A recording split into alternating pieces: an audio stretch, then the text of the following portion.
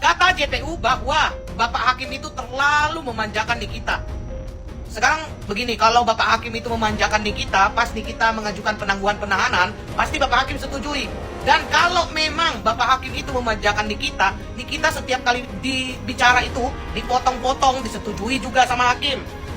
Justru di sini yang dilihat ya, malah mata kita memandang bahwa JPU itu yang dimanjakan Hakim. Dikit-dikit menyela omongan, dikit-dikit minta minta nggak boleh direkam, nggak boleh ada siaran live, banyak kali permintaan kan, dan itu permintaan itu dikabulkan sama Hakim. Kok malah dibilang Nikita dimanjakan? Luar biasa. Salam dari Kokohiro Cimot. Yang suka video saya silahkan follow dan tinggalkan komentar. Dalam pembacaan replik jaksa penuntut umum ada fakta yang sangat membagongkan yang diutarakan oleh jaksa penuntut umum bahwa terdakwa Nikita Mirzani mengirimkan 3 tangkapan layar bukti transfer sejumlah 1 miliar dengan 3 kali transfer yang dikirimkan kepada terdakwa Ismail Marzuki. Tangkapan layar pertama bukti transfer atas nama Richard yang dikirimkan kepada terdakwa Ismail Marzuki sejumlah 400 juta rupiah. Kemudian tangkapan layar yang kedua bukti transfer atas nama Richard Oreni kepada terdakwa Ismail Marzuki sejumlah 300 juta rupiah. Kemudian tangkapan layar yang ketiga bukti transfer atas nama Athena bersama grup yang dikirimkan kepada terdakwa Ismail Marzuki sejumlah 300 juta rupiah. Kemudian pada tanggal 19 November 2024 terdakwa Nikita Mirzani ini mengirimkan pesan WhatsApp kepada terdakwa Ismail Marzuki yang meminta untuk mengirimkan uang 1M itu untuk ditransfer, tetapi bertahap untuk membayar cicilan kartu kredit. JPU mengatakan tim hukum Mbak Nikita nggak ngerti hukum sehingga merugikan Mbak Nikita sendiri. Saya ingin jawab, JPU, Anda yang nggak ngerti hukum sebenarnya. Anda baca sendiri aturan internal Anda itu, lembaga negara Anda, tentang bentuk dakwaan. Anda salah. Yang kedua, Anda baca konsep hukum. Ya, Anda baca Zuringga, Siman, agar Anda ngerti pasal itu 369. Saksi ahli pidana yang Anda datangkan sendiri mengatakan 369 dengan 27 memiliki prinsip yang sama. Paham nggak Anda? Seharusnya NM itu tidak Anda kenakan di 369, di 27-nya.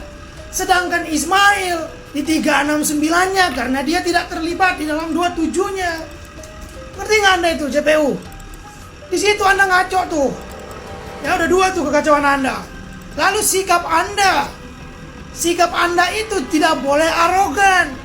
Diatur di perja Anda sendiri. 3, Anda nggak ngerti aturan. LHKPN sebagaimana yang disebutkan oleh Mbak Nikita, Anda nggak taat hukum. Ngerti nggak Anda itu? Anda selain dari merugikan lembaga instansi Anda, karena Anda seorang pejabat publik. Pejabat publik adalah orang yang diangkat untuk mengurusi satu lembaga. Maka Anda 1 kali 24 jam selama Anda dinas itu menjadi milik publik. Makanya diatur Anda itu dilarang arogan, dilarang melakukan perbuatan tercela. Ngerti nggak Anda tercela itu apa? Kata kerja atau kata sifat? Paham nggak Anda? Anda bukan hanya merugikan lembaga negara, tapi Anda merugikan rakyat Indonesia. Makanya lembaga Anda dihujat. Lembaga Anda kredibilitasnya menurun karena sikap-sikap Anda semuanya di situ. Dalam praktek peradilan itu. Ngerti nggak Anda itu? Anda terlalu arogan.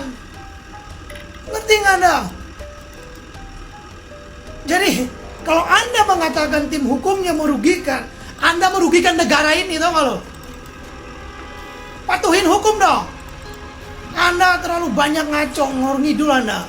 Sidang replik kemarin tuh ya, jaksa menolak semua pledoi terdakwa. Nggak terima ditolak, pihak terdakwa mau suratin Presiden Prabowo, cenah. Dalam hati gua, ngapain suratin presiden segala, kayak kurang kerjaan aja. Jangan bilang ini demi keadilan, jangan bilang ini kriminalisasi. Jangan. Ya masa di antara banyaknya pihak terdakwa nggak ada satu orang pun yang bisa bedain mana kriminalisasi, mana real kriminal, kan Gilda. Jangan-jangan apa yang diomongin sama jaksa ada benernya. Suruh PH-nya belajar lagi, Cina. Terdakwa suka bikin onar di pengadilan itu bukan karena dia tegar, pintar, atau ngerasa di posisi benar. Tapi gara-gara terdakwa nggak bisa buktiin kalau dirinya itu nggak bersalah. Nanti endingnya pas divonis bersalah, terdakwa bakalan bikin seolah-olah vonis ini tuh bukan karena dia bersalah, tapi karena dendam pribadi. Mau sidang terang benderang, mau fakta tak terbantahkan, terdakwa nggak bakalan ngaku salah taruhan.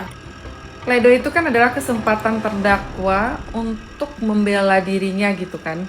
Tadi tuh aku nonton sidangnya NM yang dia membacakan pledoi yang katanya itu dia bikin sendiri. Menurut aku dari pledoi yang dia bacakan itu tidak ada yang terlalu signifikan untuk membela dirinya. Malah pledoi yang dia bacakan itu kebanyakan untuk menyerang para JPU. Tidak sedikit pun dari pledoi yang dia bacakan itu ya tersirat rasa bersalah dari terdakwa ini gitu. Berarti si terdakwa ini sama sekali merasa memang kalau dia ini nggak bersalah sama sekali. Dan menurut terdakwa pas pembacaan pledoi itu dia bilang tuntutan yang diberikan JPU ini tuh tuntutan yang mengada-ngada 11 tahun dan denda 2 miliar. Padahal ya kalau kita tarik ke belakang lagi, JPU itu pasti berdasarkan fakta dan bukti yang dibacakan, yang ditampilkan di setiap persidangan gitu. Tapi kenapa ya sampai detik ini si terdakwa itu merasa diri itu tidak bersalah, sementara si terdakwa ini tuh juga tidak bisa membuktikan kalau dia itu tidak bersalah gitu.